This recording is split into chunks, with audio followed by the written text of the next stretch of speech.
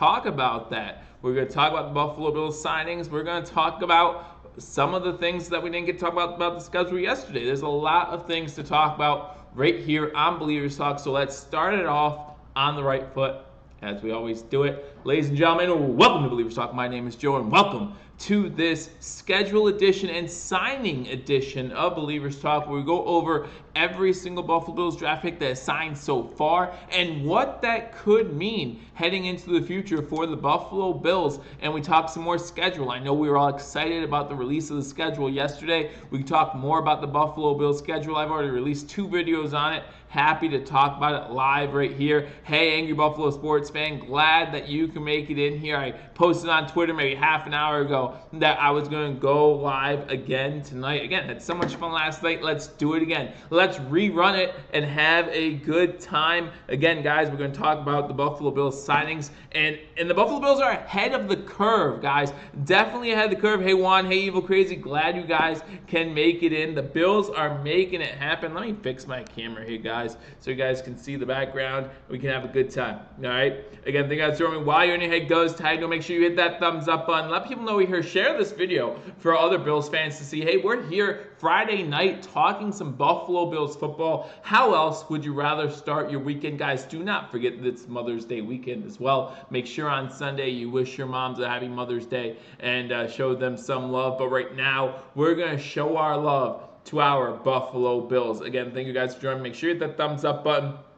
Let's talk about the 2020 Buffalo Bills draft picks. We all know by now the order of the draft picks for the Buffalo Bills. In the second round, we get A.J. Epineza out of Iowa. Third round, we get Zach Moss. Fourth round, we get Gabriel Davis. Fifth round, we get Jake Fromm. Sixth round, we get 2 picks, and we get Tyler Bass and Isaiah Hodges. And then the 7th round, we pick up Dane Jackson. So 7 picks for the Buffalo Bills. And guys, 6 of them have already signed with the Buffalo Bills. And we're not just talking about the 6 players, we're talking about how many teams have signed multiple players already that they drafted in the 2020 NFL Draft. Remember, guys, just 2 weeks removed from the NFL Draft. Hey, Daniel, how you doing? Glad that you can make it in here as well. And the Buffalo Bills have already signed 6 of their 7 players. According to SpotTrack.com, we'll go over what their contracts are currently, what that may mean for the salary cap, what counts towards the 2020 salary cap, and how these players will fill out those contracts for the remaining years.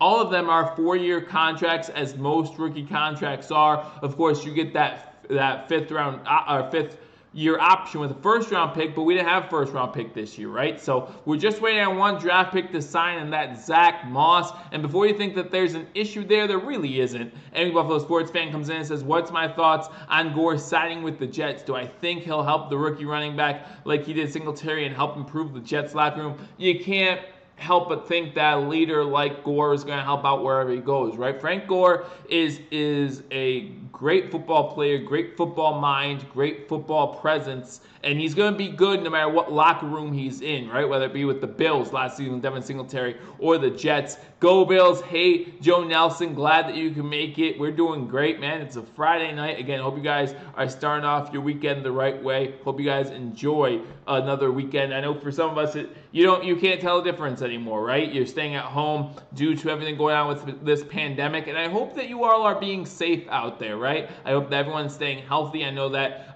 some of Bills Mafia has suffered through this pandemic, and I hope the suffering soon stops. I'm sure you all do. But do your best to stay healthy and continue to listen to the health experts' advice and all that good stuff. I think we signed our future kicker. Love the draft pick, says Ghost YT. Yeah, we'll get into everyone that we signed.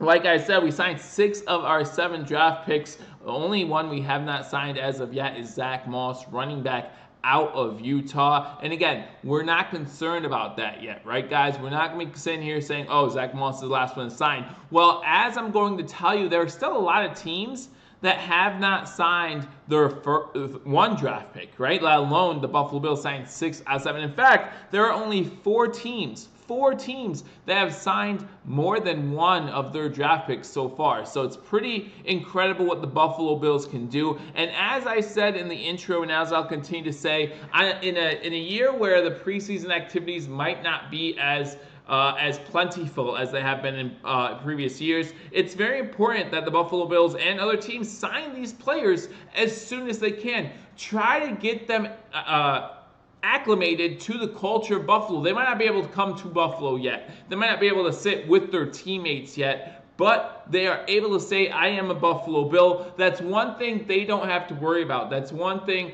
that the signing that they don't have to consider up in the air still. They know that they're taken care of and the contract's there. The contract's there. Now all they have to do is perform. That's all they have to do on the field. They don't have to worry about their attorneys, worrying about if they're going to be signed by the team. And again, the Buffalo Bills are one of only 4 teams that have signed multiple players. There are 25 NFL teams currently that have not signed a single draft pick. So when you think about that, 25 out of 32 teams, that's a pretty high percentage of teams that still have not signed a draft pick. These are all teams that the Buffalo Bills are going to get an edge on, especially these rookies, right? You're going to get an edge on these 25 teams. There are 3 teams that have only signed 1 player.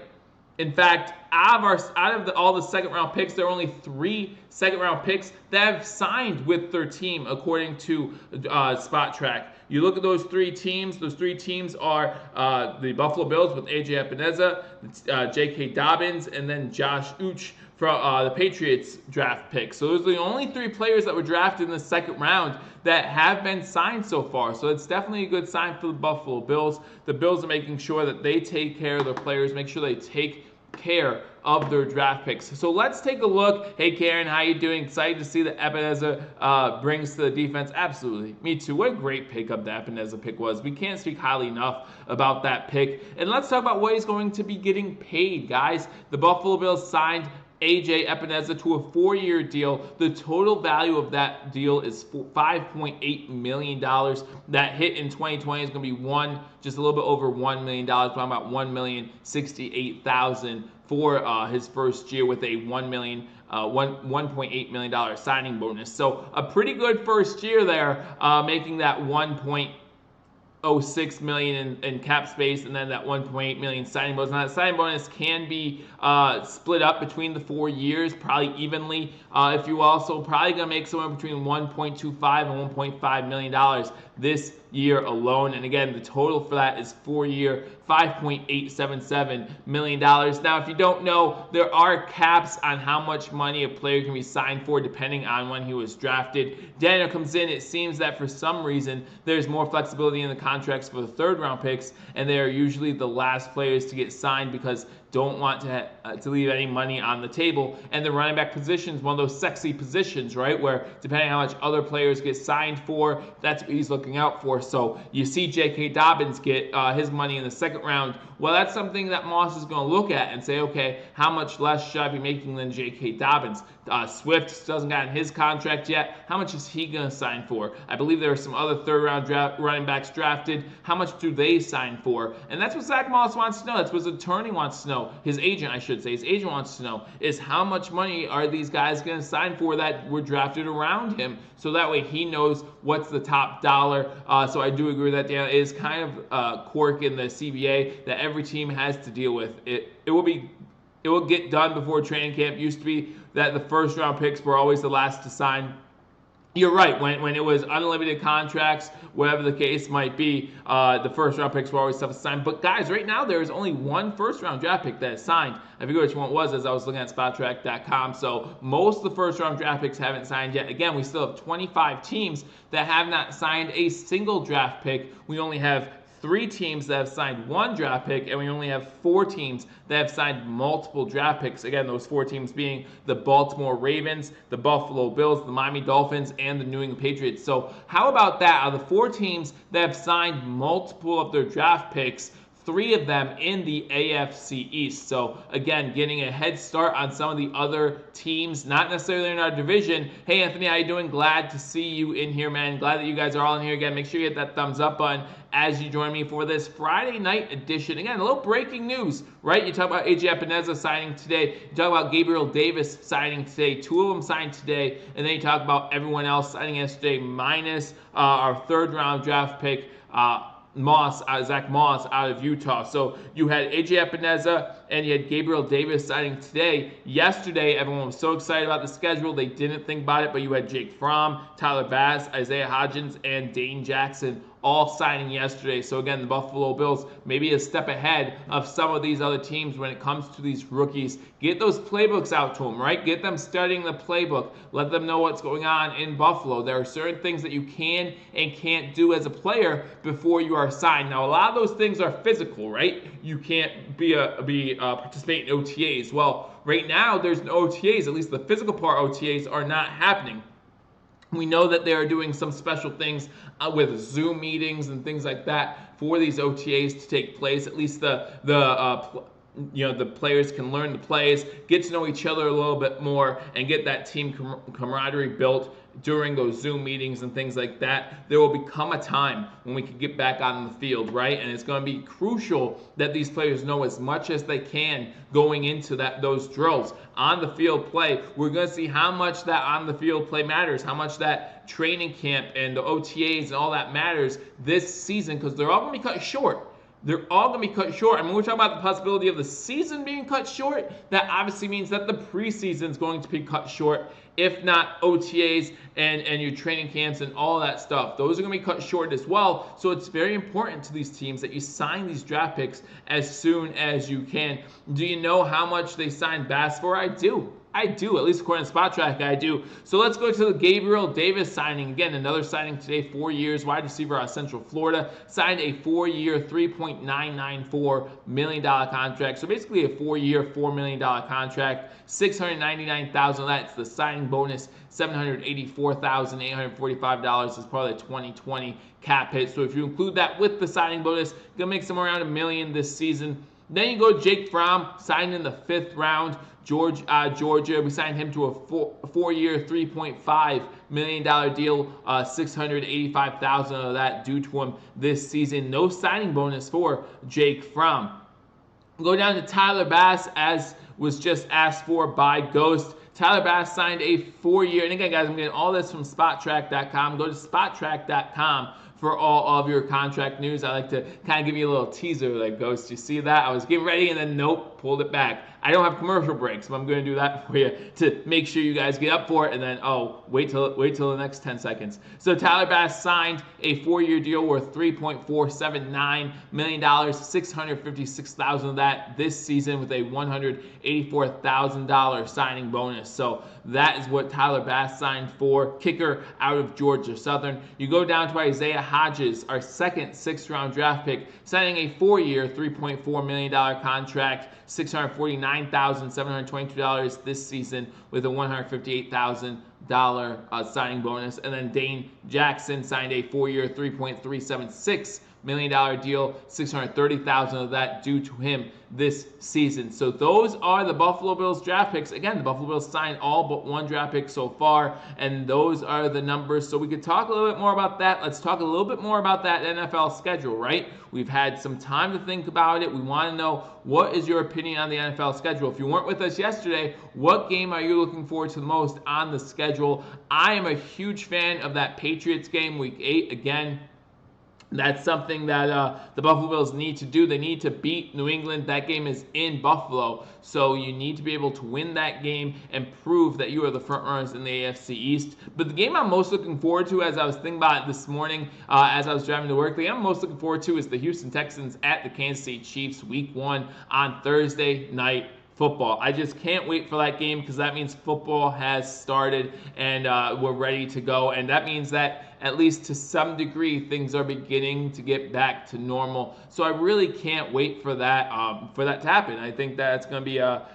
this whole season is just going to be one thing after another as far as things getting back to normal. Obviously, the majority of us believe that when the season starts, there will not be fans in the seats. And obviously that will slowly go away, right? Whether we do what they're doing overseas, where there's one country where they have one fan every third seat and they skip a row, right? I don't know how that's going to work here with the football season. People will be crowding the front all the time, but if they can get to work, that'd be great. Hey, Steven, how you doing? Glad that you can make it on Billievers Talk. I think we will go 13-3. Yesterday I said I think we're going to go 11-5, and I think 11-5 will definitely win the division.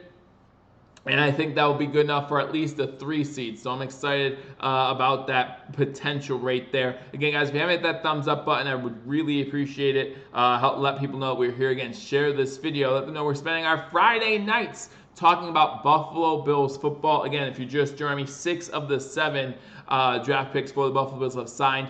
As I said, 25 teams have yet to sign a single draft pick. 3 teams have only signed 1 player, with 4 teams signing multiple players, and one of those 4 teams, of course, are Buffalo Bills. In fact, we've signed the 3rd most. Baltimore and the Patriots have both signed 7 players, but they both had a lot more draft picks than we did. They both had 10 draft picks where we only had 7. We've signed 6 of our 7. The Dolphins have actually only signed 3 of their 11 draft picks. So definitely still some work to be done if you're a Dolphins fan as far as picks that you need to sign. Obviously, most people believe that these things will get done. Normally, you only have 1 or 2 major holdouts every year across the NFL with these draft picks. The way the new CBA is, it's really hard for draft picks to hold out for much of anything minus signing bonus money. We saw Nick Bosa, I believe it was, not that long ago, hold out because he wanted more less or more of a signing bonus, less of a contract split throughout, something like that. It was just a matter of where the money's going, not so much how much money you're going to get. Do I think we could beat all our primetime games? Do I think we could win all of our primetime games, since Kevin? That's a tall task, man. That's a tall task. Now, if you're with me yesterday, you know what I said about that Thursday night game against the Kansas City Chiefs, and I still hold true to what I believe. I don't think we could beat the Chiefs on Thursday night in Buffalo. I believe that we should beat the Chiefs on Thursday night in Buffalo. Listen, those Thursday night games are prime pickings for the home team, right? And we've seen plenty of Thursday night games where the home team was an underdog and came away with the win. That's what's going to happen in Buffalo, guys. We're going to be the underdog, but we shouldn't be. We shouldn't be. With our defense getting pressure on Patrick Mahomes, with our playmakers on offense probably matching up pretty well against the Kansas City Chiefs defense, I think we should be the favorites, and I expect the Buffalo Bills to beat the Kansas City Chiefs Week 6 on Thursday Night Football. The rest of the world can be shocked, and that's fine. I won't be. I will not be shocked, because I'm calling it right now. The Buffalo Bills beat the Kansas City Chiefs. Now, going on to our other primetime games, that Monday night San Fran game, that's going to be tough. That's going to be a rough game to possibly get a chance to win in San Francisco, so we have to travel. Now, we are 2 weeks removed from our bye week, so we get some rest there, right? We have a bye week, then we play the LA Chargers, and then we go to San Fran, to San Bernardino, Bernardina, to face the San Francisco 49ers. We know how good they were last season, being the NFC representative. Can we win that game? Absolutely. I believe we can win that game. But if we're going to lose one of the primetime games, I want it to be that out-of-conference game, right? I want it to be the game against San Fran. So I think that's going to be our toughest game, that San Fran game. Game against Pittsburgh on Sunday Night Football in Buffalo. We just beat the Steelers Week 14 Week 15 it was, I believe, in Pittsburgh on Sunday Night Football. No reason why we can't beat them coming into our home. I know that they'll have some revenge on their mind, but this is Bills Mafia. By Week 15, you're hoping that a full crowd can be back in the stadium, and we will continue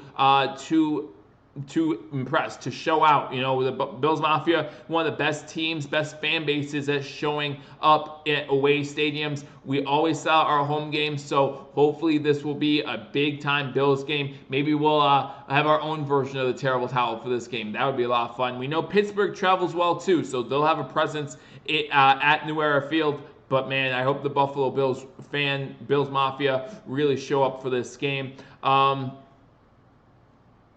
The Chiefs are not at home. We're at home. We're at home. So that's why I think we should be favorites. But yeah, the Chiefs will be favored. KC will be harder than San Fran, in my opinion. I'm not sure. But we do get the extra day, right? Because we get the Monday Night Football game. So we do get the extra day, so we get extra rest. So maybe. But again, I think if there's one game I want to lose, or if we have to lose one, I want it to be the San Fran game, right? I think we need to beat New England in New England. I think we can easily go 6-0 against our division this year. I'm saying that right now. I think we can go 6-0 against the AFC. So I think we can go 2-0 against New England. I think we go 2-0 against the Jets. I I think we can go 2-0 against the Dolphins. Hey, Marcel, how you doing? Glad that you can make it in here for this edition of Believers Talk. If you just joined us, we started off talking about the Buffalo Bills signing a lot of their draft picks. The Buffalo Bills have signed 6 of their 7 draft picks, and we're going to talk about that again. Let's go Buffalo, absolutely. And we'll talk about the money that they signed for again. Now we're talking about the NFL schedule coming out yesterday. Obviously, we've done a few videos on that already right here on Believers Talk, but I want your opinion. Some of you weren't here yesterday. Some of you were busy yesterday. Some of you had things to celebrate yesterday, and I understand that, so I want you to be right here right now talking about 16-0, says Marcel. I mean, I'm a big fan of wishful thinking, so I'm right there with you. We haven't lost a game yet, so there's no reason why we can't go 16-0 this season. I really think the first quarter of the year we need to go at least 3-1. 3-1 at worst. I think 4-0 is definitely a possibility. You look at the Buffalo Bills going up against the New York, New Jersey Jets in Buffalo. That should be a win if we want to win the division. Then we go into Miami. Again, that should be a win because you have a lot of new pieces in Miami, so they're going to take some time to get to know each other a little bit. That continuity becomes a factor. Remember last year, week 1, our offensive line looked a little bit like a hot mess. That's why we had 4 turnovers there. Still were able to come away with the win, though, so that's the impressive part. But I think we should be able to beat the Miami Dolphins. Then you go up against the Rams in Buffalo, again, a home game. West team traveling east. You really need to consider that. West teams normally don't do so well coming to the East Coast. And then week 4 against the Las Vegas Raiders. I just think we're a better team. I know we're going to Las Vegas. And guys, if fans are allowed in stadiums by week 4, that might be a game I'm tempted to go to. Would be a fun time to be in Las Vegas. That new stadium looks really nice. At least the schematics of the new stadium look nice. It's not finished yet, but I would really look forward to seeing that game. Daniel comes in and says the KC game is in Buffalo. Yeah, the KC game is in Buffalo, and that's why I think that we should win that game. Absolutely. Bills need to do much better at home. Yeah, I talked about that yesterday. The past 2 seasons, the Buffalo Bills have gone 4-4 at home. We need to do better. Coach McDermott's first year with the Buffalo Bills, the Bills went 6-2 at home. He talked about protecting that dirt. We haven't done that the past 2 seasons. Going 4-4 at home the past 2 years just is not going to cut it. I had us yesterday in my predictions going 6-2 at home, 5-3 on the road. That's something that I hope really does happen again. Going 11-5 would be excellent for the Buffalo Bills. I think I have us losing to Seattle at home, and I think I have us losing one more. Obviously, I was losing one more at home. I forget which one that is. But yeah, that's definitely something that I would love to see us do a lot better at home. Maybe go 6-2 at worst, 5-3, and see if the Buffalo Bills can't bring home that AFC East division crown. Because in order to win the AFC East, not only do you have to beat your division, you have to win your home games, right? And then you want to host a playoff game, you have to be able to win those games. I believe that this team is better than last season, at least on paper. And you talk about the continuity with this team, an offensive line that has worked together for a full season now, right? Going into week 1, we had 4 new offensive linemen. That's not going to be the case this year. We're going to have 5. Our front 5 are going to be the same as last year. And then you look at our wide receiving core. We had Zay Jones last season. He's gone. You did pick up 2 in the draft, right? You picked up Stephon Diggs as well, so you're going to have to work some of that out, but I believe with a little more time, Josh Allen's going to be able to figure that out. You can never have too many weapons on the offensive side of the ball, and the Buffalo Bills, Coach McDermott, Brandon Beane, definitely gave Josh Allen, Brian Dable some weapons to work with, so I'm really looking forward to seeing that. Then you look at the defensive side, still a lot of the same pieces we had last year, obviously led by Tremaine Edmonds, Trey White, some big-time playmakers on that defensive side of the ball for the Buffalo Bills. Levi Wallace, Hyde, and Poyer still back there at the safety position. You still have Jerry Hughes. You still have Starla Tuile. Now you have Ed Oliver in his second season. How is he going to come up in his second season and make an impact? Definitely some great playmakers. Matt Milano on this team. This team is stacked. This team is ready for a playoff run, an AFC East division run. And I expect that from the Buffalo Bills. I said at the end of last season, I expect nothing less but the Buffalo Bills to win this division. That was before we knew where Tom Brady was going to end up. I think that the Buffalo Bills are primed to take over that top spot, if only for a little while. Remember, the Dolphins are an up-and-coming team. A lot of draft picks this year. They still have a lot of draft picks next year. They are an up-and-coming team. I'm not discrediting them. I just think it's going to take them a year or two to get their footing. And in that year or two, that's when Buffalo has to pounce. This is their time. This is their window. I'm not saying that we can't beat Miami once they catch up, once they get their feet from under them. But I just think right now is our time to shine. Jim Nelson comes in. The Bills should do better in the division for sure. Absolutely. You talk about Coach McDermott has yet to beat the Patriots. He's 0-6 against the Patriots. We need to beat the Patriots, especially at home, especially that Week 8 matchup. We need to beat the Patriots. Then you talk about the Buffalo Bills against the New York, New Jersey Jets. 3-3. And as a commenter brought up yesterday during the live stream, Sam Darnold 2-0 against the Buffalo Bills in Buffalo. Now, a lot of us will say, including myself, well, that Week 17 game last year wasn't exactly Buffalo at their best. And Sam Darnold didn't exactly impress too many people with his performance. Yes, the Jets got the win. Congratulations on a win that meant nothing. But he is still, the facts are the facts. Sam Darnold 2-0 against the Bills in Buffalo. We need to end that this season. I could see 4-2 in the division. They have the Miami Dolphins, again, an up-and-coming team. But Coach McDermott, 5-1 against the Dolphins so far in his coaching career. A Charles Clay drop away from being 6-0 against the Miami Dolphins as well. So he has a good track record against Miami Dolphins, so I like our chances against them. He's 3-3 against the Jets. However, Adam Gase is there, so I have to give the Jets a downward thumb just because I think that Adam Gase will wreck your team. And then he's 0-6 against the Patriots. That's the big one. That's the team that we're going to have to beat next season to prove that we are real division contenders for that AFC East crown. I just saw it yesterday on ESPN. The Bills and the Patriots have the same odds, according to Vegas, to win the AFC East. My money's on the Bills all the way. I'm sure yours is too. So we started off this video talking about the 2020 Buffalo Bills NFL draft picks. Again, I'll go over them again. AJ Epineza, Zach Moss. You got Gabriel Davis, Jack Fromm, Tyler Bass, Isaiah Hodges, and Dane Jackson. Those were the 7 Buffalo Bills draft picks. Out of those, we have AJ Epineza, Gabriel Davis signing today, Jake Fromm, Tyler Bass, Isaiah Hodges, and Dane Jackson signing yesterday. Going to sweep the Fish and the Jets. I really hope so. You have 25 NFL teams that have yet to sign a single draft pick, any of their draft picks. And I'm not saying that's a bad thing for them. I'm just saying look how far ahead the Buffalo Bills are. But you have 25 teams that have yet to sign a single one of their 2020 NFL draft picks. You have the Panthers, Texans, and Giants all signing one of their draft picks. So far, there's only been one first-round pick that signed, only 3 second-round picks that have signed. So for the Buffalo Bills to have 6 out of their 7 draft picks signed is quite incredible. And then out of all the teams, only 4 teams have more than one player signed on their team. That's the Baltimore Ravens, Dolphins, Patriots, and our Buffalo Bills. We went over their contracts for a little bit. The Epineza is going to be making a little bit over $1 million this season with a $1.8 million signing bonus. Everyone else is in the hundreds of thousands dollar range, so not that big of contract hits for the Buffalo Bills. We knew that because we did not have a first-round draft pick. So all 4-year deals, the biggest of those obviously going to AJ Epineza, the second-round pick, totaling $5.877 million. So again, I'm really looking forward to this season. I know that you guys are too. Obviously, some things are a little different. 5-1 would be definitely possible, especially if the team stays healthy. I really would love to see this team stay healthy. I would really love to see all the teams stay healthy because not only do I think this team can be better than the other teams in our division, I think if everyone's healthy, this team is the best team in the division. So as long as we stay healthy, we can beat, I think, anybody. I think, yes, I expect us to beat the Chiefs on Thursday at home. Like I said, I think that's a must happen, to be honest with you. I think the Buffalo Bills start 5. Can you imagine if the Buffalo Bills start 6-0?